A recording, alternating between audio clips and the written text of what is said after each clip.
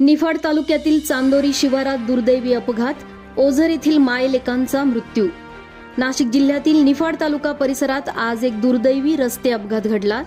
चांदोरी शिवारात 3 वाहनांमध्ये झालेल्या धडकेत ओझर येथील मायलेकांचा मृत्यू झाला असून 3 जण जखमी झाले आहेत। प्राथमिक माहितीनुसार चांदोरी जवळ मुख्य मार्गावर 2 4-चाकी आणि एका दुचाकीचा अपघात झाला।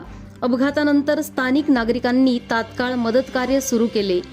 जखमींना त्वरित रुग्णालयात दाखल करण्यात आले असून त्यांच्यावर वैद्यकीय उपचार सुरू आहेत।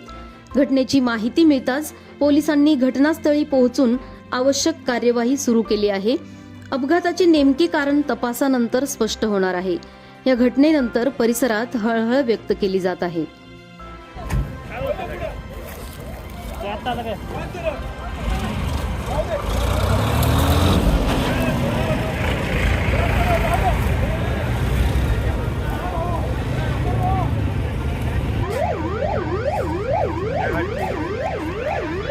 हो याच्यात काय होईल